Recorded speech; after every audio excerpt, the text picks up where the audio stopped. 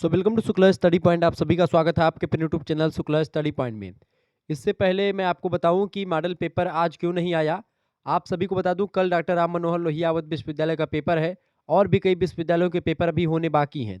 तो उन सभी के लिए लेक्चर बहुत ही महत्वपूर्ण होगा, चूँकि आज की वीडियो के माध्यम से 2-3 विश्वविद्यालयों के क्वेश्चन पेपर को आपको दिखाऊंगा कि यही से देखिए क्वेश्चंस कैसे आते हैं। और इन सभी क्वेश्चंस का जो आंसर है ऑलरेडी मैं मॉडल पेपर में रिवीजन क्लास में बता चुका हूँ। लगभग 4-5 मॉडल पेपर मैं करवा चुका हूँ पॉलिटिकल साइंस बीए प्रथम सेमेस्टर का। आप लोग देख लीजिएगा। तो ये बीए फर्स्ट सेमेस्टर का क्वेश्चन पेपर है पॉलिटिकल साइंस का 2024, यानी अभी अभी पेपर हुआ है 25 में। ठीक है, 2 घंटे का ये प्रश्न पत्र था बेटा। कितने घंटे का? 2 घंटे का 75 नंबर का ये पेपर अभी पूछा गया जल्दी। Indian national movement and constitution of India. देखिए, ये कुछ अलग टाइप का एक प्रकार से पेपर है। यह प्रश्न पत्र 3 खंडों में आबासा में बटा हुआ है। प्रत्येक खंड में दिए गए निर्देशों का पालन करना है। खंड आबासा क्रमशः 9 नंबर का पहला जो है आपका है, और 36 नंबर का दूसरा खंड है, और 30 नंबर का तीसरा खंड है। अभ्यर्थी प्रश्नों के उत्तर क्रम के अनुसार लिखें। यदि किसी प्रश्न के कई भाग हों तो उनके उत्तर एक ही तारतम्य में लिखें। यानी कि जैसे पहला प्रश्न है, अब पहले प्रश्न का है, फिर खा है, ठीक है, फिर गा है। तो आप प्रयास यही करें कि पहले में का खा गा ये सब साथ में ही लिखें। ठीक है, ये बात ध्यान, पहले निर्देश दे दिया गया है। देखिए यहाँ पर खंड आ चुका है बेटा, यानी खंड आ में very short answer type questions यानी अति लघु उत्तरीय प्रश्न पूछे गए हैं। यहाँ पर आपसे कह रहा है कि इस खंड में केवल एक प्रश्न है जिनके 5 उप प्रश्न हैं। ठीक है, 5 उप प्रश्न में से आपको 3 उप प्रश्न करने, यानी कि 3-3 नंबर का एक एक प्रश्न है। 3 अति लघु उत्तरीय प्रश्नों को यहाँ पर करना है। 50 शब्दों में एक प्रश्न का उत्तर आपको यहाँ पर लिखना है। कितने शब्दों में? 50 शब्दों में लिखना है। 3 नंबर का एक प्रश्न है। ठीक है, यहाँ पर पहला क्वेश्चन आपसे पूछा गया था। पहला प्रश्न क्या है? इंडियन काउंसिल एक्ट यानी कि भारत परिषद अधिनियम जो 1909 में आया था उसके बारे में आपसे पूछा गया है। भारत शासन अधिनियम 1909 के बारे में आपको बताना है। यहाँ पर बहुत ही बढ़िया प्रश्न पूछा गया था परीक्षा में, इसको लेकर के मैंने बताया है। ठीक है, 1909 का अधिनियम, 1919 का अधिनियम, ये सब अधिनियमों के बारे में ऑलरेडी बताया जा चुका है। तो आप इस वीडियो को देख लीजिएगा, मतलब कि इससे पहले वाले जो मॉडल पेपर वगैरह हैं उनको आप देख लीजिएगा। भाई 2 दिन पहले एक वीडियो मैंने दी है, उसको भी देख लीजिएगा। आपकी परीक्षा के लिए बहुत ही महत्वपूर्ण हो गया लेक्चर। क्लियर, आगे बढ़ते हैं। अगला क्वेश्चन आ चुका है, दूसरा नंबर प्रश्न है, भारत छोड़ो आंदोलन के बारे में बताएं। भारत छोड़ो आंदोलन, क्विट इंडिया मूवमेंट 1942 ईस्वी में प्रारंभ हुआ भारत छोड़ो आंदोलन। पूरा मैंने इसके बारे में विस्तार से आपको भारत छोड़ो आंदोलन के बारे में आपको समझाया है। ठीक है, भारत छोड़ो आंदोलन जो है इसके बारे में विस्तार से मैंने आपको समझाया कि भारत छोड़ो आंदोलन जो था उसको अगस्त क्रांति के नाम से भी जानते हैं। और इसके बारे में इसके कई कारण बताए थे। मैंने कारण भी बताया था कि क्रिप्स मिशन की असफलता हो जाने की वजह से इसका कारण हुआ, क्रिप्स मिशन असफल हो गया। जापानी आक्रमण का भय भी था। ब्रिटिश राज्य व्यवस्था में भारतीयों का अविश्वास भी पनप रहा था। बर्मा में भारतीयों के प्रति अमानवीय व्यवहार हो रहा था। पूर्वी बंगाल में आतंक का साया मंडरा रहा था। वस्तुओं और सेवाओं के बढ़ते मूल्य भी, ये सब कारण से भारत छोड़ो आंदोलन प्रारंभ किया गया 1942 में। ये दोनों क्वेश्चंस आपके बड़े आसानी से हो जाते। तीसरा प्रश्न आपसे पूछा गया था, प्रियम्बल ऑफ इंडियन कॉन्स्टिट्यूशन यानी भारतीय संविधान की प्रस्तावना के बारे में आप क्या जानते हैं उसके बारे में बताएं। तो भारतीय संविधान की प्रस्तावना तो मैं ऑलरेडी आपको बता चुका हूं। हम भारत के लोग भारत को एक संपूर्ण प्रभुत्व संपन्न समाजवादी पंथ निरपेक्ष बनाने के लिए, ठीक है, न्याय स्वतंत्रता सभी के बारे में मैंने आपको पूरा विस्तार समझा रखा था। इसमें कोई दो राय नहीं है। इसमें कुछ आपको पढ़ने पढ़ाने की जरूरत अब नहीं बची थी।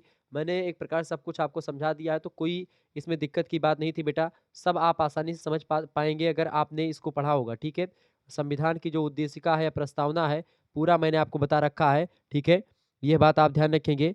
और संविधान निर्माताओं ने एक प्रकार से इसको कुंजी भी कहा है। क्लियर, ये बात आप ध्यान रखेंगे। तो हम भारत के लोग से ये प्रारंभ होता है, भारत को एक संपूर्ण प्रभुत्व संपन्न की बात करवाता है। क्लियर, और तमाम देखें, समाज संपूर्ण प्रभुत्व संपन्न समाजवादी पंथ निरपेक्ष लोकतंत्रात्मक गणराज्य की स्थापना, जिसमें आपको न्याय स्वतंत्रता समानता और व्यक्ति की गरिमा और राष्ट्रीय एकता और अखंडता को अछूड़े रखा जाएगा। संविधान को अंगीकृत और अधिनियमित करने की शक्ति देता है। क्लियर, यह बात आप ध्यान रखेंगे। तो ये एक प्रकार से संविधान की जो प्रस्तावना है उसमें क्या लिखा है कि हम भारत के लोग भारत को एक संपूर्ण प्रभुत्व संपन्न समाजवादी पंथ निरपेक्ष लोकतंत्रात्मक गणराज्य बनाने के लिए तथा उसके समस्त नागरिकों को सामाजिक आर्थिक और राजनीतिक न्याय विचार अभिव्यक्ति विश्वास धर्म और उपासना की स्वतंत्रता प्रतिष्ठा एवं अवसर की समस्ता मतलब की समानता प्राप्त करने के लिए तथा उन सब में व्यक्ति की गरिमा और राष्ट्र की अखंडता और एकता को सुनिश्चित करने वाली बंधुता बढ़ाने के लिए दृढ़ संकल्प होकर के अपनी इस संविधान सभा में आज दिनांक 26 नवंबर 1949 को मिति मार्ग शीर्ष शुक्ल सप्तमी थी संवत 2006 विक्रमी, ठीक है, को एतद द्वारा इस संविधान को अंगीकृत अधिनियमित और आत्मर्पित करते हैं। तो इस तरीके से इसमें बताया गया है, पूरी चीज़ें मैंने आपको समझा रखी थी। अगला प्रश्न आपसे पूछा गया था, डी ऑप्शन देखें, आर्टिकल 32 अनुच्छेद 32 के बारे में मैंने आपको बताया था। संविधान में अनुच्छेद 32 जो है ये मौलिक अधिकार के रूप में शामिल किया गया है। अनुच्छेद 32 जो है 5 प्रकार की रिटें जारी करता है, जिसमें प्रतिषेध लेख, ये सब मैंने पूरा आपको बताया था। भारतीय संविधान की आत्मा भी इसको कहा है किसने, डॉक्टर भीमराव अम्बेडकर ने। ठीक है, ये बात आप ध्यान रखेंगे। अनुच्छेद 32 के बारे में मैंने विस्तार से आपको बता दिया है, संवैधानिक उपचारों का अधिकार है वो, ये बात आप ध्यान रखेंगे। क्लियर। उसमें बंदी प्रत्यक्षीकरण, परमादेश, प्रतिषेध, उत्प्रेषण, अधिकार परीक्षा, सब मैंने आपको बताया हुआ, तो कोई दिक्कत की बात नहीं, सब कुछ आपके समझ में आ गया होगा। आगे देखते हैं, अगला क्वेश्चन आ चुका है, द गवर्नर। ठीक है, गवर्नर ने राज्यपाल के बारे में आपको बताना था। राज्यपाल की विधायी शक्तियां, सबके बारे में मैंने आपको बता दिया था। राज्यपाल के पद की योग्यता क्या होनी चाहिए? देखिए, राज्यपाल बनने के लिए आपको भारत का नागरिक होना जरूरी है। 35 वर्ष की आयु आपको पूरी कर चुका होना चाहिए। किसी के लाभ के पद पर ना हो। संसद या विधानमंडल या विधान परिषद का सदस्य ना हो। यदि राज्य है तो राज्यपाल नियुक्त होने की तिथि से उसका पूर्व स्थान मतलब रिक्त माना जाएगा। कुल मिलाकर के अच्छा इसको हटाने का प्रावधान भी नहीं, राष्ट्रपति के प्रसाद पर्यंत तक ये बना रहेगा। राज्यपाल का काम होता है कि मुख्यमंत्री की नियुक्ति करे, विधानमंडल का अधिवेशन बुलाए, विधानसभा को भंग करना हो तो राज्यपाल करेगा, मंत्रिमंडल को बर्खास्त करना हुआ, राष्ट्रपति को राज्य की ताज़ा स्थिति से अवगत करवाना हुआ, विधानसभा अध्यक्ष को संदेश और निर्देश भेजना हुआ, विधानसभा की कार्रवाई के लिए पर्यवेक्षक नियुक्त करना हुआ, ये सारे काम जो है राज्यपाल ही करता है। क्लियर, ये बात ध्यान रखेंगे। तो ये सब क्वेश्चंस मैंने आपको ऑलरेडी बता रखे थे, कोई दिक्कत की बात नहीं। खंड बा में जो प्रश्न पूछे गए उसमें से आपसे कह रहा कि खंड बा में आपको 7 प्रश्न दिए गए थे। 9 नंबर का एक प्रकार से अंक है, मतलब प्रत्येक प्रश्न 9 नंबर का है। इस खंड से आपको 4 प्रश्नों करने, 7 में से 4 क्वेश्चन करने, यानी 3 क्वेश्चन छोड़ने थे। ठीक है, प्रत्येक प्रश्न की सीमा लगभग 225 शब्दों में लिखनी है, ज़्यादा कुछ इसमें लिखने के लिए पूछा भी नहीं गया था। बहुत ही आसान पेपर आते हैं, बस उसमें आपको बस ये सब पढ़ना होता है। ठीक है, देखिए प्रश्न आपसे पूछा गया था, अगर आपने हमारी वीडियोस को देखा होगा तो एक भी प्रश्न आप छोड़ करके नहीं आओगे। ठीक है, प्रश्न क्या पूछा गया था, discuss the background impact and consequences of civil disobedience movement. सविनय अवज्ञा आंदोलन की पृष्ठभूमि, प्रभाव और परिणामों की विवेचना कीजिए। सविनय अवज्ञा आंदोलन, इसके बारे में मैंने आपको विस्तार से बताया है। सविनय अवज्ञा आंदोलन के बारे में आप लोगों ने इसको बड़ी आसानी से देखा होगा, सविनय अवज्ञा आंदोलन को पढ़ा होगा। ठीक है, सविनय अवज्ञा आंदोलन जो था, एक प्रकार से इसके बारे में मैंने पूरा विस्तार से बताया, इसमें कोई दो राय नहीं है। ठीक है, सविनय अवज्ञा आंदोलन की बात हो, भारत छोड़ो आंदोलन की बात हो, ठीक है, या फिर उग्रवादी आंदोलन की बात हो, सब के बारे में मैंने विस्तार से आपको बता रखा है। तो कोई दिक्कत की बात नहीं, आसानी से चीज़ों को आपको समझ में आने चाहिए ये सब चीज़ें। ठीक है, तो क्लियर, आगे बढ़ा जाए। तो सविनय अवज्ञा आंदोलन आपका क्लियर हो गया होगा। भारत विभाजन, सविनय अवज्ञा आंदोलन, ये सब प्रश्न आपकी परीक्षा की दृष्टि से बहुत ही महत्वपूर्ण है। ठीक है, यह बात आप ध्यान रखेंगे। सविनय अवज्ञा आंदोलन की अगर बात की जाए तो भारतीय स्वतंत्रता संग्राम में सविनय अवज्ञा आंदोलन सबसे महत्वपूर्ण माना जाता है। 1930 के मध्य फरवरी में साबरमती आश्रम में कांग्रेस की कार्यकारिणी समिति की बैठक होती है, जिसमें गांधी जी एक प्रकार से इसके अध्यक्ष चुने जाते हैं। सविनय अवज्ञा आंदोलन प्रारंभ करने के समय में गांधी जी एक प्रकार सबसे अग्रणी रहे हैं। मार्च महीना था 1930 में, महात्मा गांधी के नेतृत्व में राष्ट्रीय आंदोलन ने एक नई दिशा जो है बढ़ती है, अख्तियार करती है। इसकी शुरुआत सविनय अवज्ञा आंदोलन और डंडी मार्च से होती है। डंडी मार्च नमक कानून भी तोड़ते सागर पर जा करके। ठीक है, समुद्र तट पर नमक कानून का उल्लंघन करके आंदोलन शुभारंभ करने का निश्चय किया गांधी जी ने। नमक को इस आंदोलन का एक प्रमुख मुद्दा बनाया गया और नमक के कानून को तोड़ा भी गया। क्लियर, कई सारी चीजें थी। नमक इसमें क्या हुआ, इसमें कई कार्यक्रम किए गए, जैसे किसमें तमाम जो कार्यक्रम हुए, पहली बात तो ये कि नमक कानून को तोड़ा गया। ठीक है, भू राजस्व लगान और करों का भुगतान ना करना मतलब कि ना करने के लिए उद्देश्य किया गया था। कानूनी अदालतों, विधानमंडल चुनाव, सरकारी समारोहों, सरकारी विद्यालय, महाविद्यालय का बहिष्कार किया गया। विदेशी वस्तुओं और कपड़ों का बहिष्कार किया गया। विदेशी कपड़ों को जला दिया गया। शराब और अन्य मादक पदार्थों को बेचने वाली दुकानों पर शांतिपूर्वक धरना दिया गया। ठीक है, और इसके अलावा व्यापक हड़तालों और प्रदर्शनों का संयोजन किया जाने लगा। सरकारी नौकरियों से त्यागपत्र लोग देने लगे। नागरिक, सैनिक और पुलिस सेवाओं में भी शामिल होने से लोग मना करने लगे। ऐसे तमाम प्रकार के आंदोलन इसमें हुए, ये बात आप ध्यान रखेंगे। ठीक है, तो ये था सविनय अवज्ञा आंदोलन। क्लियर, ये बात आप ध्यान रखेंगे। तो ये ऐसे प्रश्न आपको लिखना था आसानी से। अगला प्रश्न आपसे पूछा गया, देखिए, explain the main provisions of government of India act 1935। Bharat शासन अधिनियम 1935 के मुख्य प्रावधानों की विवेचना कीजिए। 1935 का जो भारत शासन अधिनियम था, इसमें कई सारी चीज़ें थी। ठीक है, ये बात ध्यान रखेंगे। सबसे बड़ा एक प्रकार से नियम कायदा यही था कुल मिलाकर के। ठीक है, आगे देखते हैं, अगला क्वेश्चन आ चुका है। प्रश्न पूछा गया, explain the main characteristics of the Indian constitution. भारतीय संविधान की मुख्य विशेषताओं का उल्लेख करें। भारतीय संविधान की सारी विशेषताओं के बारे में मैंने आपको ऑलरेडी बता रखा है। भारतीय संविधान की देखिए सबसे पहली विशेषता क्या है बेटा, लिखित और निर्मित संविधान है, ठीक है। सबसे बड़ा संविधान है, लिखित संविधान है और बनाया गया है 2 साल 11 महीने 18 दिन में जाकर के बना ये संविधान अपना। दूसरी बात संघात्मक शासन व्यवस्था है यहाँ पर।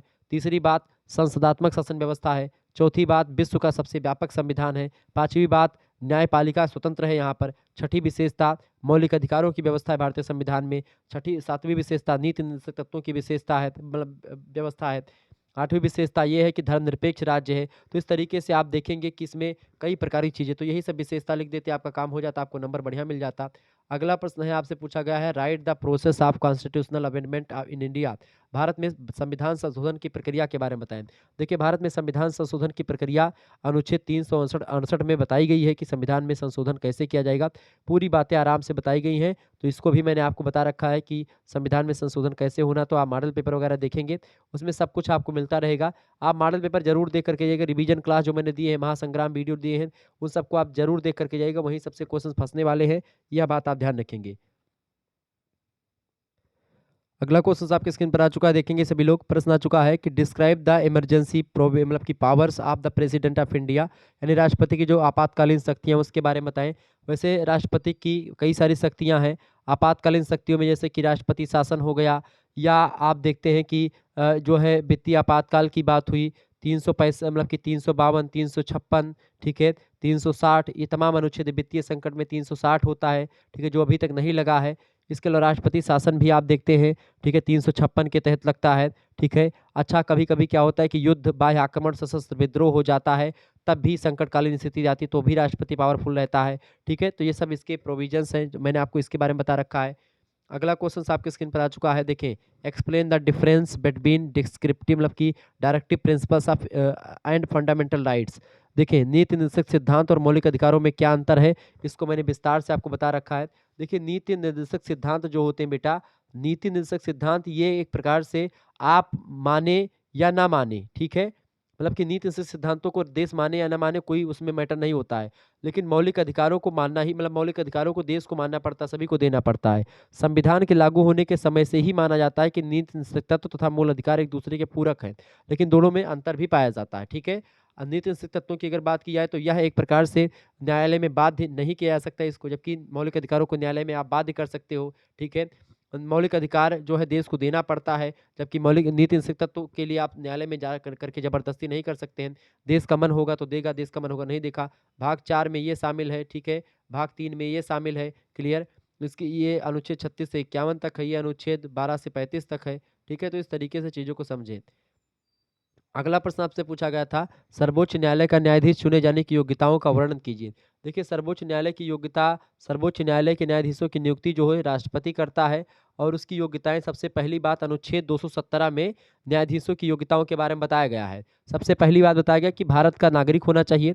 दूसरी बात 62 वर्ष उम्र से कम हो उसकी, कम से कम 10 साल वर्ष तक वो न्यायिक पद पर रहा हो किसी, यानी कि कोई जो है, चाहे वह न्यायिक पद पर मतलब कि 10 साल तक वकील रहा हो हाई कोर्ट में, या जज रहा हो, ठीक है, किसी उच्च न्यायालय में, या तो अधिक न्यायालय मतलब कि या एक से अधिक न्यायालयों में 10 साल तक वो अधिवक्ता रहा हो, वकील रहा हो बड़े स्तर पर, तब उसकी नियुक्ति करी जाती है, ठीक है। यह बात ध्यान रखेंगे। आगे देखते हैं सेक्शन सी की बात की, मतलब कि सेक्शन सी में तमाम प्रश्न आपके आज रहे हैं। देखिए सेक्शन सी की अगर बात की जाए तो यहाँ पर कह रहा है कि इस खंड में किन्हीं 2 प्रश्नों के उत्तर दीजिए। प्रत्येक प्रश्न का उत्तर 15 नंबर का है, और प्रत्येक प्रश्न का उत्तर आपको 475 शब्दों में लगभग लिखने हैं, ठीक है। 15 नंबर का है, यानी 30 नंबर यहाँ से मिलेंगे आपको। प्रश्न आपसे पूछा गया है, भारतीय राष्ट्रीय आंदोलन के जन्म और विकास का विस्तृत वर्णन कीजिए। मैंने शुरुआत में इसके बारे में बताया, भारतीय राष्ट्रीय आंदोलन का उदय कैसे हुआ, पूरा कारण परिणाम सब कुछ आपको मैंने बता रखा है। चैप्टर 1 ही देखेंगे तो पूरा उसकी पृष्ठभूमि, उसके बारे में पूरा मैंने आपको बताया, किस तरीके से प्लासी का युद्ध हुआ, बक्सर का युद्ध हुआ, किस तरीके से 1857 का अधिनियम हुआ, 1858 की एक प्रकार से वो बना संविधान, वो निर्माण हुआ, पूरा मैंने आपको बताया किस तरीके से 1858 अधिनियम में दोष आता है, 1885 में कांग्रेस की स्थापना होती है, फिर जा करके जो है नरम दल 20 साल तक के बाद में फिर गरम दल की उत्पत्ति होती है 1906 में, फिर उसके बाद में आप देखते हैं गांधी जी का पदार्पण होता है, फिर इस तरीके तमाम आंदोलन होते हैं, और फिर जा करके द्वितीय विश्व युद्ध और ये सब होते हैं, और 1942 में भारत छोड़ो आंदोलन शुरू हो जाता है। इस तरीके से फिर 1947 में अपना देश आज़ाद हो जाता है। ये सब पूरा मैंने आपको समझा रखा, कोई इसमें दो राय नहीं, तो आप लोग देख लीजिएगा। अगला प्रश्न, भारत के प्रधानमंत्री की शक्तियों का वर्णन कीजिए। देखिए, भारत में प्रधानमंत्री की शक्तियों के बारे में भी मैंने आपको बता रखा है। भारत में जो है, जो प्रधानमंत्री की शक्तियाँ हैं, उसके बारे में कई बार मैंने आपको बताया। भारत में प्रधानमंत्री की शक्ति बहुत सारी हैं, प्रधानमंत्री की शक्तियाँ, ठीक है। प्रधानमंत्री जो होता है बहुत ही पावरफुल होता है भारत में, ठीक है। चूँकि वो राष्ट्रपति से ज़्यादा पावरफुल प्रधानमंत्री होता है। भले ही 5 साल के लिए एक प्रकार से डिसाइड होता है, लेकिन वह हमेशा के लिए होता है, यह बात आप ध्यान रखेंगे। आगे बढ़ते हैं और भी चीज़ों को जानने का प्रयास करते हैं। फटाफट से एक बार वीडियो को लाइक कर दीजिएगा। देखिए, प्रधानमंत्री जो होता है बेटा, वो मंत्रिपरिषद का निर्माण करता है। मंत्रियों के विभागों का वितरण और परिवर्तन करना हुआ, कौन-सा पद किसको देना है, मंत्री परिषद की बैठक करनी है, उसकी अध्यक्षता भी यही करता है। राष्ट्रपति और मंत्रिपरिषद के बीच में एक कड़ी का काम करता है। जो है मतलब अधिवेशन बुलाने का, सत्रावसान करने का सिफारिश राष्ट्रपति से कौन करेगा? प्रधानमंत्री ही करेगा। लोकसभा को भंग करने की सिफारिश भी राष्ट्रपति से प्रधानमंत्री ही करता है। वैदेशिक संबंधों का संचालन भी प्रधानमंत्री के द्वारा ही होता है। मंत्रिपरिषद की बैठक बुलाना हुआ, स्थगन करना हुआ, सब कुछ एक प्रकार से प्रधानमंत्री पर ही डिपेंड करता है। अगला प्रश्न, evaluate the composition and powers of Rajya Sabha. Rajya Sabha की संरचना और शक्तियों का मूल्यांकन कीजिए। राज्यसभा की संरचना और शक्तियों का मूल्यांकन कीजिए। बढ़िया प्रश्न आपसे पूछा गया है। देखिए, राज्यसभा की संरचना संरचना और शक्तियाँ जो होती हैं, उसके बारे में आपसे पूछा गया। बढ़िया प्रश्न है राज्यसभा के बारे में। देखिए, राज्यसभा जो होती है, वह भंग नहीं होती। राज्यसभा उच्च सदन इसीलिए कही जाती है।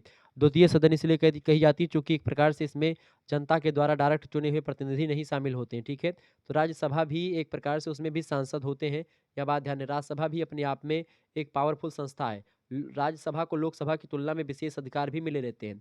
राज्यसभा को कुछ ऐसे अधिकार प्राप्त हैं जो लोकसभा को नहीं मिले हैं, जैसे कि अनुच्छेद 249 के अनुसार राज्यसभा अपने विशेष बहुमत से राज्य सूची का कोई विषय महत्वपूर्ण घोषित कर सकती है। दूसरी बात, उपराष्ट्रपति और महाभियोग लगाने का अधिकार राज्यसभा को ही होता है, चूंकि राज्यसभा का पदेन सभापति होता है उपराष्ट्रपति। इस वजह से अगर उपराष्ट्रपति को हटाना है उसके पद से, तो राज्यसभा में ही एक प्रकार से बिल पास होगा। इसके अलावा अनुच्छेद 312 के अनुसार राज्यसभा अपने 2/3 बहुमत से किसी नई अखिल भारतीय सेवा का सृजन कर सकती है, जो संपूर्ण देश में कार्य करे, ठीक है। यानी राष्ट्रपति जो होता है, उससे कहीं न कहीं पे उसी के आस-पास, या उससे राष्ट्रपति अपना जब त्यागपत्र देता है, तब भी किसको देगा? उपराष्ट्रपति को ही देगा। उपराष्ट्रपति जो होता है, वो लोकसभा का मतलब राज्यसभा का पदेन सभापति होता है, यह बात भी आप ध्यान रखेंगे। तो कई शक्तियाँ होती हैं इसके पास। अगला क्वेश्चन आ चुका है, explain the rights of liberty in Indian constitution. भारतीय संविधान संविधान में वर्णित स्वतंत्रता के अधिकार की व्याख्या कीजिए। स्वतंत्रता के अधिकार में भारतीय संविधान में कई प्रकार की स्वतंत्रता दी गई हैं। बोलने की स्वतंत्रता, कहीं पर घूमने फिरने की स्वतंत्रता, कहीं पर बैठने उठने की स्वतंत्रता, कहीं पर आपको एक प्रकार से वो करना है, क्या बोलते हैं, सभा सोसाइटी करनी है, तो वहाँ पर आपको स्वतंत्रता, ठीक है। ये सारी तमाम प्रकार की स्वतंत्रता आपको दी गई है, यह बात आप ध्यान रखेंगे। क्लियर? तो इस तरीके से तमाम स्वतंत्रता आपको दी गई है। ये सारी स्वतंत्रताएँ जो हैं, वो स्वतंत्रता आपको दी गई है भारतीय संविधान के जो है मौलिक अधिकार में, अनुच्छेद 19 से लेकर के अनुच्छेद 22 में, ठीक है। प्राण और दैहिक स्वतंत्रता का अधिकार, क्लियर। दोष सिद्धि अपराधों के विषय में दोष सिद्धि का अधिकार, ये सब आपको दिया। कहीं पर आप जाकर के बच सकते हो, कहीं पर दुकान खोल सकते हो, कहीं पर धंधा कर सकते हो, बोल सकते हो आप, ये सब स्वतंत्रता दी गई है, ठीक है। तो इस तरीके से आप लोगों ने ये चीज़ें पढ़ी और ये क्वेश्चंस मैंने आपको बताए। आगे और भी एक आध पेपर में दिखाने का प्रयास करता हूँ कि कैसे को पेपर आते हैं, ठीक है। ये एक पेपर था जो अभी विश्वविद्यालय में पूछा गया, किसी विश्वविद्यालय का पेपर है, जल्दी मेरे पास बच्चों ने भेजा। मैंने कहा कि आज जो है डिस्कस कर दें, ताकि आपको पता चले कि ऐसे क्वेश्चंस आते हैं। देखिए, ये पेपर है 2023-24 का, इसको भी देख लें कैसे पेपर में प्रश्न आता है। पॉलिटिकल साइंस का पेपर है, Indian national movement and constitution of India. देखिए, पेपर में ऐसे क्वेश्चन सभी प्रश्न करने अनिवार्य हैं। आइए देखते हैं प्रश्न। देखें, ये सब छोड़ दो, कैसे पेपर आते क्या है। देखिए, हर विश्वविद्यालय में अपने अपने हिसाब से, किसी में 3 क्वेश्चन, किसी में 4 क्वेश्चन करने होंगे, ठीक है। बस यही, अति लघु उत्तरीय प्रश्नों को 50 शब्दों में, लघु उत्तरीय को 200-250 शब्दों में, दीर्घ उत्तरीय को 400-500 शब्दों में लिखना होता है, बस ये जान लीजिए। अब बाकी कितना प्रश्न कहेगा वो लिखा रहेगा, आप इतने होशियार हो, पढ़ लोगे, ठीक है। 3-3 नंबर का एक मतलब कि 5-5 नंबर का एक क्वेश्चंस है। यहाँ पर क्या कह रहा है आपसे कि सम्मुख दिए गए हैं, शेष प्रश्नों के उत्तर आपको देने हैं। प्रत्येक भाग का उत्तर लगभग 100 शब्दों में आपको लिखना है। क्लियर? देखिए, यहाँ पर प्रश्न आपसे पूछा गया था। देखिए, भारतीय परिषद अधिनियम 1909, इसके बारे में जरूर पढ़ लेना। भारत शासन अधिनियम जो 1900 मतलब कि 1909 का है, इसके बारे में आप पढ़ लीजिएगा, ये इंपॉर्टेंट है, ठीक है। इसके अलावा सविनय अवज्ञा आंदोलन के बारे में आप पढ़ लीजिएगा। सविनय अवज्ञा आंदोलन, देखिए दोनों क्वेश्चंस आपके रिपीटेड क्वेश्चंस आ चुके हैं। क्लियर? ये मैंने ऑलरेडी आपको बता रखा था सविनय अवज्ञा आंदोलन के बारे में और इसके बारे में, ठीक है। सविनय अवज्ञा आंदोलन और ये क्या नाम है आपका, भारत मतलब कि सविनय अवज्ञा आंदोलन, भारत परिषद अधिनियम अधिनियम 1909 का, ठीक है। ये दोनों पढ़ लीजिएगा, बहुत ही महत्वपूर्ण है आपकी परीक्षा के लिए। क्लियर? ये बात ध्यान रखेंगे। आगे बढ़ते हैं, भी चीज़ों को जानने का प्रयास करते हैं। अगला क्वेश्चन आपके स्क्रीन पर आ चुका है, फंडामेंट भारत भारतीय संविधान में मौलिक कर्तव्य, मौलिक कर्तव्यों की संख्या कितनी है? मौलिक कर्तव्यों की संख्या वैसे तो आपकी जब ये शामिल हुआ था कब 1976 में, तब इसकी संख्या कितनी थी? 42वें संविधान संशोधन के द्वारा शामिल किया गया था, तो इसकी संख्या 10 थी। अब वर्तमान में 11 है। 86वां संविधान संशोधन हुआ 2002 में, उसके द्वारा इसको जोड़ दिया गया है मौलिक कर्तव्यों को। ये बात ध्यान रखेंगे। मौलिक कर्तव्यों की अगर बात की जाए तो अब 11वां मौलिक कर्तव्य कौन सा है? 11वां मौलिक कर्तव्य आपका है बेटा, 11वां मौलिक कर्तव्य आपका कौन सा है? आपका है कि 6 से 14 साल के बच्चों को प्रत्येक माता पिता का कर्तव्य होगा कि वो उनको जो है शिक्षा दिलवाएंगे। यह बात आप ध्यान रखेंगे। तो कुल मिलाकर के मौलिक कर्तव्य ये है। मौलिक कर्तव्यों की बात की तो पहला मौलिक कर्तव्य अगर मैं आपको बता ही दूं मौलिक कर्तव्य क्या है, देखिए सुन लीजिए। पहला मौलिक कर्तव्य है बेटा, संविधान, राष्ट्रध्वज और राष्ट्रगान का सम्मान करना चाहिए। हमेशा पेपर में पीछे जो झंडा बना रहता है उसके नीचे झंडा के पहले जो अंतिम पन्ना होता है उस पर लिखा रहता था मौलिक कर्तव्य। दूसरा मौलिक कर्तव्य होता है स्वतंत्रता संग्राम के पावन आदर्शों का अनुसरण करना है। तीसरा मौलिक कर्तव्य है संप्रभुता, एकता और अखंडता को प्रोत्साहन देना है। चौथा मौलिक कर्तव्य है देश की रक्षा करना है। पांचवा है कि भारत के सभी लोगों में एकता की भावना का विकास करना है। छठा है हमारी संस्कृति की गौरवशाली परंपरा का महत्व समझें और उनका संरक्षण करें। सातवां है मौलिक कर्तव्य प्रकृति पर्यावरण की रक्षा करें। आठवां मौलिक कर्तव्य है वैज्ञानिक दृष्टिकोण और ज्ञानार्जन की भावना का विकास करें। नौवां मौलिक अधिकार है बेटा सार्वजनिक संपत्ति को सुरक्षित रखें। 10वां मौलिक अधिकार आपका है व्यक्तिगत एवं सामूहिक गतिविधियों के सभी क्षेत्रों में उत्कर्ष की ओर बढ़ने का सतत प्रयास करें। और 11वां मौलिक कर्तव्य जो नया जुड़ा है 2002 में, इसमें कहा गया कि प्रत्येक माता पिता का कर्तव्य होगा कि वो 6 से 14 साल के बच्चों को शिक्षा दिलाएंगे। और ये जो है मौलिक कर्तव्यों की व्यवस्था भाग 4 के काम में करी गई है, अनुच्छेद 51 के काम में। ठीक है। अगला प्रश्न आ चुका है, लोकसभा का अध्यक्ष का क्या काम होता है? देखिए लोकसभा का जो अध्यक्ष होता है बेटा, लोकसभा का अध्यक्ष जो होता है उसके बड़े काम होते हैं। लोकसभा का अध्यक्ष जो होता है वह एक प्रकार से बहुत पावरफुल भी होता है, उसके कई काम भी होते हैं। लोकसभा के सदस्यों की अगर बात की जाए उसकी कई शक्तियाँ, जैसे कि सदन की कार्रवाई का संचालन करना हुआ, सदन में कानून और व्यवस्था को बनाए रखना हुआ, सदस्यों को बोलने की अनुमति देना, वित्त विधेयक को प्रमाणित करना, किसी विधेयक पर बराबर मत पड़ने पर निर्णायक मत भी लोकसभा का अध्यक्ष देता है।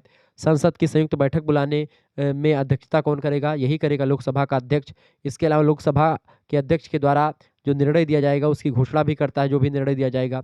लोकसभा की बैठक को स्थगित करना हुआ तो भी वही करेगा। ठीक है। लोकसभा में कितने मतलब के सदस्य हैं? तो अधिकतम जो है लगभग 543 हैं।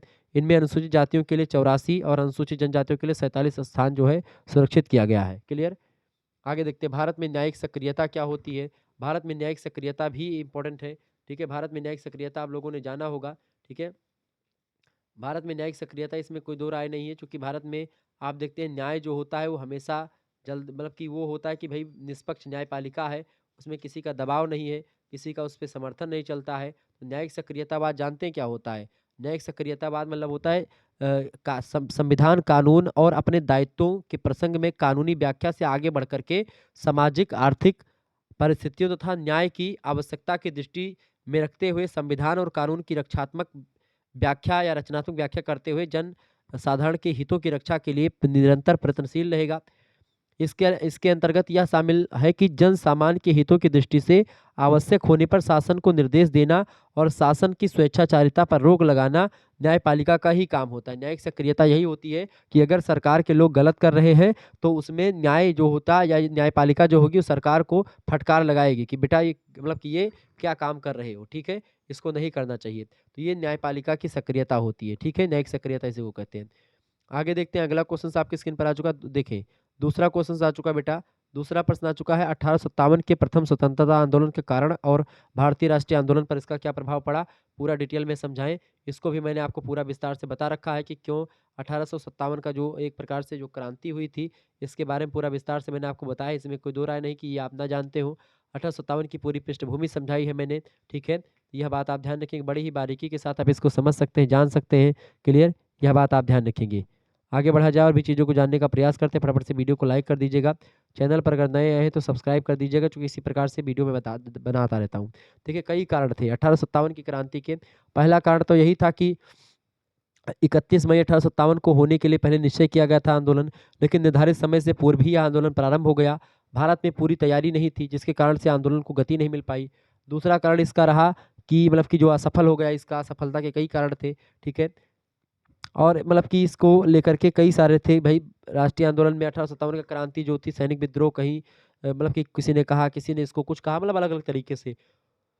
अंग्रेज़ों के पास चूँकि यहाँ पर सैनिक जो है अंग्रेज़ों के पास सैनिक ज़्यादा थे, भारतीयों के पास सैनिक कम थे, इस वजह से भारतीयों को ही हार होती है। कई सारे कारण थे। क्रांति का संचालन करने के लिए कोई केंद्रीय संगठन नहीं था, सब अलग-अलग लड़ रहे थे, ठीक है? अंग्रेज़ों के विरुद्ध संघर्ष करने के लिए सैनिकों को कोई अनुशासन या कोई मतलब की टेक्निक नहीं सिखाई गई थी, कई सारी चीज़ें थी।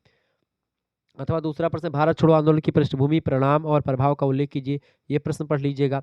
अगला क्वेश्चन आपसे पूछा गया था, भारत शासन अधिनियम 1935 का प्रमुख प्रावधान बताइए। ये भी प्रश्न इंपॉर्टेंट है। इसके अलावा भारतीय संविधान की प्रमुख विशेषताएं। देखिए वही सब क्वेश्चन आपके रिपीटेड हो रहे हैं, ये मैं आपको दिखाने का प्रयास कर रहा हूँ। इसके अलावा भारतीय संविधान में निम्नलिखित राज्य के नीति निर्देशक सिद्धांतों को बताइए। नीति सिद्धांत मौलिक अधिकार में क्या अंतर है?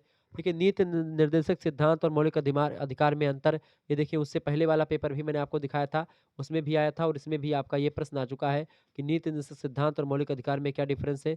यहाँ पर आप समझ सकते हैं, ठीक है? डिफरेंस दोनों में बहुत ही ज़बरदस्त है, इसमें कोई दो राय नहीं, ठीक है? यह बात आप ध्यान रखेंगे।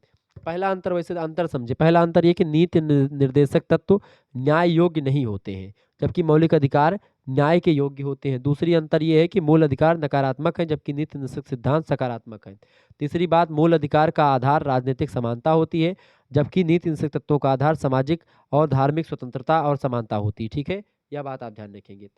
आगे बढ़ते अथवा करके प्रश्न, भारत के राष्ट्रपति की निर्वाचन पद्धति तथा आपातकालीन शक्तियों का मूल्यांकन कीजिए। ये भी प्रश्न आपका पूछा जाता है। भारतीय संविधान में जो मतलब कि भारतीय संविधान के अकॉर्डिंग राष्ट्रपति का चुनाव जो होता है, एकल संक्रमणीय मत पद्धति के द्वारा होता है। अगला प्रश्न आ चुका है, राज्यसभा की संरचना, कार्य और शक्तियों का परीक्षण कीजिए। बहुत ही जबरदस्त क्वेश्चन आ चुका है।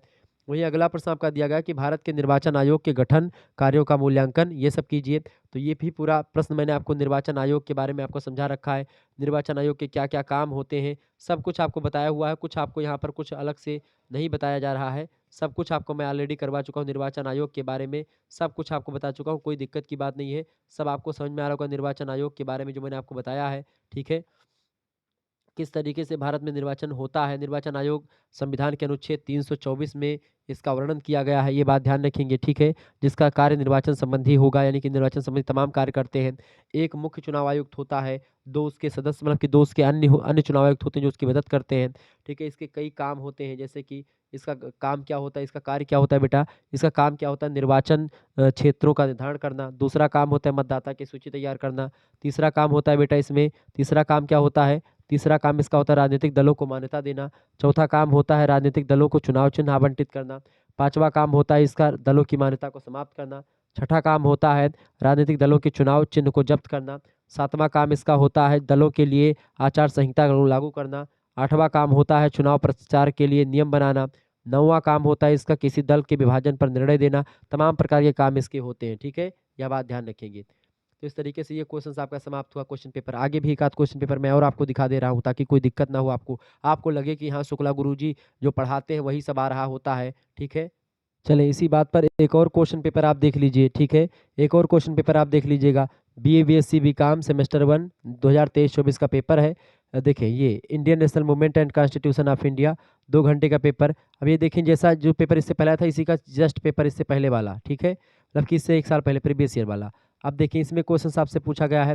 देखिए राजधर्म से आप क्या समझते हैं? राजधर्म क्या है? दूसरा मत न्याय क्या होता है? ठीक है? तीसरा आपसे पूछा गया धर्म को परिभाषित कीजिए। क्लियर? आगे देखते हैं। अगला प्रश्न पूछा गया था मूल कर्तव्य से आप क्या समझते हैं? देखिए रिपीटेड क्वेश्चंस। केंद्र राज्य संबंधों से आप क्या समझते हैं? केंद्र राज्य संबंध आपको मैंने आपको बताया था। देखिए केंद्र राज्य संबंध पूरा जो है ये एक प्रकार से केंद्र राज्य संबंध जो होता है केंद्र और राज्य के बीच में क्या संबंध है इसी बात पर जो है डिपेंडेंट होता है। केंद्र और राज्यों के बीच में तमाम प्रकार के संबंध होते हैं, जैसे कि केंद्र और राज्य संबंधों पर पुनर्विचार करने के लिए उच्चतम न्यायालय के पूर्व मुख्य न्यायाधीश मदन मोहन जो है पूंची की अध्यक्षता ने एक आयोग का गठन किया 2007 में। इस आयोग ने अपने सुझाव में कहा कि संविधान में किसी बड़े परिवर्तन की आवश्यकता नहीं है। आवश्यकता इस बात की कि संविधान का समुचित ढंग से पालन किया जाएगा, तभी केंद्र और राज्य के बीच में संबंध है वो ठीक-ठाक तरीके से रहेगा। केंद्र और राज्य के बीच में संबंध जो होता है वो डगमगाता है जब केंद्र अपनी मनमानी करने लगता है, ठीक है? केंद्र और राज्य के जो प्रशासकीय संबंध है उसमें से केंद्र सरकार राज्य सरकारों को निर्देश दे सकती है कि जिसमें केंद्रीय कानूनों का समुचित पालन किया जाए, ठीक है? मतलब केंद्र सरकार ज़्यादा पावरफुल है और राज्य सरकार थोड़ा कम पावरफुल है, ठीक है? इसके अलावा राज्यों के मध्य नदी बँटवारे को लेकर के यदि कोई विवाद होता है तो केंद्र सरकार उसके लिए कानून बना सकती है। राज्यों के आपसी विवाद को खत्म करने के लिए राष्ट्रपति कोई परिषद बना सकता है, या राष्ट्रपति राज्यों में केंद्रीय कानूनों को समुचित पालन कराने के लिए उद्देश्य राज्यपाल की नियुक्ति करता है, जो राष्ट्रपति के अधिवक्ता के रूप में या अभिकर्ता के रूप में काम करता है। इसके अलावा संघ सरकार राज्य सूची के विषय पर भी कानून बना सकती है। किसी भी राज्य की सीमा में परिवर्तन करने का अधिकार केंद्र सरकार के पास ही है। ये सब केंद्र राज्य संबंध है। अगला क्वेश्चन किसी 4 प्रश्न करने हैं, 9-9 नंबर का प्रश्न है। देखिए प्रश्न आपका पूछा गया, नीति शास्त्र की व्याख्या कीजिए, नीति शास्त्र का राजधर्म बताइए। इसका ये प्रश्न नहीं आएगा, ठीक है। अगला क्वेश्चन, भारतीय राष्ट्रीय आंदोलन का जन्म और विकास, ये प्रश्न पढ़ लीजिएगा, इंपॉर्टेंट आएगा। अगला क्वेश्चन, भारतीय राष्ट्रीय आंदोलन के प्रमुख राजनीतिक प्रवृत्तियों, ये भी प्रश्न आएगा। अगला प्रश्न, भारतीय संविधान के दर्शन की व्याख्या, भारतीय संविधान में जो विशेषताएं हैं उसी के बारे में बताना, विचार उसके। भारतीय संविधान की के समानता का अधिकार, जो समानता का अधिकार अनुच्छेद 14 से लेकर के अनुच्छेद 18 तक समानता का अधिकार है। अनुच्छेद 14 क्या कहता है, समझ लो। अनुच्छेद 14 कहता है विधि के समक्ष समता, यानी विधि के समक्ष यानी कानून के नज़रों में सभी बराबर होंगे। अनुच्छेद 15 कहता है बेटा कि धर्म, जाति, लिंग, जन्मस्थान इत्यादि के आधार पर किसी में भेदभाव नहीं किया जाएगा। अनुच्छेद 16 कहता है कि अवसर के विषय में समानता दी जाएगी, लोक नियोजन के विषय में अवसर की समानता। जैसे कोई व्यक्ति फार्म डालेगा तो नौकरियों में उसको इतना वो मतलब कि कोई ये जो आरक्षण की व्यवस्था है इसका अपवाद है, बाकी सब बराबर दिया जाएगा। अनुच्छेद 17 कहता है कि उपाधि मतलब कि वो अस्पृश्यता का अंत किया जाएगा, छुआछूत खत्म किया जाएगा, अनटचबिलिटी को खत्म कर दिया जाएगा। अनुच्छेद 18 कहता है कि उपाधियों का अंत कर दिया जाएगा। तो ये सब जो है इसमें बताया गया है 14 से 18 तक, तो ये प्रश्न आपका आता है। इसके अलावा आप देखेंगे अगला क्वेश्चन आपसे बन सकता है, भारत के राष्ट्रपति मतलब भारत के राष्ट्रपति की शक्तियों और कार्यों का वर्णन कीजिए। भारत के राष्ट्रपति और जो है इनके शक्तियों का काम मैंने पूरा बताया था। भारत के राष्ट्रपति का काम बहुत बड़ा होता है, और भारत का राष्ट्रपति जो होता है वह कहीं न कहीं पे एकल संक्रमणीय मत पद्धति के द्वारा उसका चुनाव होता है। और भारत के राष्ट्रपति की अगर बात किए तो राष्ट्रपति शासन लागू करवाना हुआ, 356 का प्रयोग करना हुआ, कई काम राष्ट्रपति के होते हैं। राष्ट्रपति बहुत ही पावरफुल तो उतना ज़्यादा नहीं होता है, लेकिन फिर भी राष्ट्रपति जो होता है उसके सिग्नेचर के बिना कोई भी कानून पारित भी नहीं होता है। राष्ट्रपति का जो एक प्रकार से निर्वाचन होता है एकल संक्रमणीय मत पद्धति के द्वारा होता है। संसद के दोनों सदनों के, राज्यसभा और लोकसभा के निर्वाचित सदस्य, राज्य विधानसभा जो होती है उसके निर्वाचित सदस्य, संघीय प्रदेशों के राज्य विधानसभाओं के निर्वाचित सदस्य सब इसमें वोट देते हैं। यह बात आप ध्यान रखेंगे। इसके अलावा राष्ट्रपति को उसके पद से हटाने के लिए महाभियोग की प्रक्रिया चलाई जाती है, बात ध्यान रखेंगे। राष्ट्रपति बनने के लिए योग्यता होनी चाहिए आपके पास, भारत का नागरिक होना चाहिए, 35 साल की उम्र पूरी कर चुका हो, लोकसभा के सदस्य रखने की योग्यता रखता हो, भारत सरकार या राज्य सरकार के अधीन किसी लाभ के पद पर ना हो, यानी सरकारी नौकरी में ना हो, ठीक है। यह बात आप ध्यान रखेंगे। लाभ का पद क्या होगा ये डिसाइड नहीं किया गया संविधान के द्वारा, यह बात आप ध्यान रखें। वेतन और भत्ते भी मिलते हैं भारतीय राष्ट्रपति को। तो राष्ट्रपति के तमाम सारी चीज़ें हैं, ये बात आप ध्यान रखेंगे। भारतीय राष्ट्रपति की अगर बात की तो राष्ट्रपति के पास कई सारी शक्तियाँ भी होती हैं सभी का जो है, जैसे भारत के राष्ट्रपति देखिए सामान्य शक्तियाँ होती हैं एक, और एक शक्तियाँ होती प्रशासनिक शक्तियाँ। अब सामान्य शक्तियाँ होती हैं और भी कई शक्तियाँ होती हैं इसके पास, ठीक है। इसमें आप देखते हैं विधायी शक्तियाँ, प्रशासनिक शक्तियाँ, कई प्रकार की शक्तियाँ होती हैं, संकटकालीन शक्तियाँ, ठीक है। देखिए अगला प्रश्न है, भारत के निर्वाचन आयोग की भूमिका पर एक निबंध लिखें। ये प्रश्न रिपीटेड है। अगला क्वेश्चन है, भारतीय सर्वोच्च न्यायालय का गठन और उसके कार्यों की विवेचना संविधानिक भारतीय संविधान के संदर्भ के अनुच्छेदों के साथ कीजिए। ये भी मैंने आपको बता रखा है। तो यही सब क्वेश्चन आते हैं बस। भारतीय संविधान के मूल संरचना सिद्धांत की व्याख्या बताएं। इसके अलावा राज्यपाल और मुख्यमंत्री के बीच में मतलब कि संबंध जो है उसका परीक्षण कीजिए। क्लियर, आगे देखते हैं। इस तरीके से यही सब क्वेश्चंस आते हैं। और भी एक आध पेपर अगर आप कह रहे हैं तो मैं आपको दिखा दे रहा हूँ ताकि आपको कोई दिक्कत ना हो। देखिए अगला पेपर आप देख लीजिए, 2021-22 का पेपर है ये, Indian national movement and constitution of India. इसका पेपर आप देख लीजिए बेटा। देखिए इसमें प्रश्न आपसे पूछा गया है, देखें ईस्ट इंडिया कंपनी के बारे में आपसे प्रश्न पूछ लिया गया है। इसमें 1858 का अधिनियम पूछ लिया गया है, ठीक है। हालांकि ये नहीं पूछा जाएगा। नेहरू का उद्देश्य प्रस्ताव ये पूछेगा। इसके अलावा अगला प्रश्न आपसे आ सकता है, भारतीय संविधान में मौलिक कर्तव्य, लोकसभा का अध्यक्ष, ये सब प्रश्न आप रट लीजिएगा। मौलिक कर्तव्य, मौलिक अधिकार, नीति निश्चित तत्व, ठीक है। निर्वाचन आयोग, राष्ट्रपति का योग्यता और प्रधानमंत्री का कार्य और शक्ति, ये सब पढ़ लीजिएगा, ठीक है। अगला प्रश्न 1857 की क्रांति का कारण परिणाम, ये सब पढ़ लीजिएगा। 1919 का जो भारत शासन अधिनियम, 1909 का अधिनियम, ये सब पढ़ लीजिएगा, ठीक है। कैबिनेट मिशन योजना और संविधान सभा का निर्माण, ये भी पढ़ लीजिएगा। भारतीय संविधान का स्रोत पढ़ लीजिएगा। परसों की वीडियो मैंने आपको बताया था, पूरा स्रोत बता दिया था कि भाई किस किस देश के संविधान से क्या क्या लिया गया है, पूरी चीज़ें मैंने आपको बताई। जैसे कि आयरलैंड के संविधान से नीति निर्देशक तत्व लिया गया है, ठीक है। इसके अलावा रसिया के संविधान से मौलिक कर्तव्य लिया गया है। अमेरिका के संविधान से मौलिक अधिकार लिया गया है, ठीक है। संविधान संशोधन की प्रक्रिया दक्षिण अफ्रीका के संविधान से लिया गया है। कनाडा के संविधान से संघात्मक व्यवस्था ली गई है। इंग्लैंड से संसदात्मक शासन व्यवस्था ली गई है। तो ये तमाम सारी चीज़ें हैं, ठीक है। अगला क्वेश्चन आ चुका है, देखिए चौथा प्रश्न है, समानता का अधिकार क्या है? समानता का अधिकार 14 से लेकर के 18 मैंने अभी बताया, ये भी प्रश्न बहुत इंपॉर्टेंट है। देखिए इसके अलावा स्वतंत्रता का अधिकार अनुच्छेद जो है 19 से लेकर के 22 तक है, ठीक है। इसके अलावा स्वतंत्रता के अधिकार के अलावा आपका अगला अधिकार होता है शोषण के विरुद्ध अधिकार, अनुच्छेद 23 से लेकर के अनुच्छेद आपका 24 तक, ठीक है। अनुच्छेद 23 से 24 तक, 25 से 28 तक आपका है, 25 से 28 तक कौन सा है? 25 से 28 तक बेटा आपका धार्मिक स्वतंत्रता का अधिकार है। इसके अलावा आपका 29 और 30 जो है ये आपका कौन-सा अधिकार है? ये आपका है संस्कृति और शिक्षा संबंधी अधिकार, और अनुच्छेद 32 जो है ये आपका संवैधानिक उपचारों का अधिकार है। ये बात ध्यान रखेंगे। भारतीय संविधान में नीति निषेध तत्व सिद्धांत जो है वो बताएँ। 36 से लेकर के 51 तक अनुच्छेद में शामिल है। भाग 4 का क्या बोला जाता है इसको? मतलब भाग का 4 का मतलब कि भाग 4, ठीक है, भाग 4 का क्या मौलिक कर्तव्य शामिल है? भारतीय राष्ट्रपति पर महाभियोग की प्रक्रिया बताएँ। देखिए भारत के राष्ट्रपति और महाभियोग की प्रक्रिया का वर्णन भी एक प्रकार से किया गया है, इसमें कोई दो राय नहीं है। भारतीय राष्ट्रपति पर महाभियोग जो लगाया जाता है बेटा, महाभियोग जो होता है वो लगाया जाता है, इसमें कोई दो राय नहीं है। महाभियोग कब लगाया जाता है? महाभियोग लगाया जाता है जब वह एक प्रकार से अपने पद पर सही तरीके से काम नहीं कर रहा होता, उसको हटाने के लिए उस पर महाभियोग एक प्रकार से लगाया जाता है। महाभियोग प्रक्रिया के द्वारा ही राष्ट्रपति को उसके पद से हटाया जाता है, यह बात भी आप ध्यान रखेंगे। तो ये सब प्रक्रिया होती है, महाभियोग की प्रक्रिया बड़ी घातक प्रक्रिया होती है। लोकसभा के स्पीकर को हटाने के लिए उसके पद से, उसके लिए भी महाभियोग की प्रक्रिया का जो है वो किया जाता है। क्लियर? ये बात आप ध्यान रखेंगे। आगे बढ़ते हैं, अगला क्वेश्चन आ चुका है, देखेंगे। चलिए अगला प्रश्न आपसे बन सकता है, भारतीय संविधान की प्रमुख विशेषताएं बताएं। तो विशेषता मैं ऑलरेडी बता चुका हूं आपको। इसके अलावा अगला प्रश्न है, भारत के राष्ट्रपति के कार्य और शक्तियों का परीक्षण कीजिए। राष्ट्रपति का काम और शक्तियां, कई सारी शक्तियां हैं, कई सारे काम है राष्ट्रपति के, इसमें कोई दो राय। तो राष्ट्रपति के काम शक्तियों के बारे में आपसे हमेशा पूछा जाता ही रहता है, ठीक है। तो आप ये सब पढ़ लीजिएगा, आपसे परीक्षा में प्रश्न आते रहते हैं हमेशा। क्लियर? यह बात आप ध्यान रखेंगे। ओके, तो राष्ट्रपति का काम पढ़ लीजिएगा कि राष्ट्रपति का क्या काम है, प्रधानमंत्री का क्या काम है, ठीक है, और भी लोगों का क्या काम है, ठीक है, राज्यपाल का क्या काम होता है। यही सब क्वेश्चंस आपसे पूछा जाता रहता है परीक्षा में, ऐसे ही क्वेश्चंस आते रहते हैं बेटा। तो आपको कहीं पर भटकने की ज़रूरत नहीं है। आप शुक्ला एसडी पॉइंट पर जो मॉडल पेपर पड़े हुए हैं उन्हीं सबको आप देख लीजिएगा।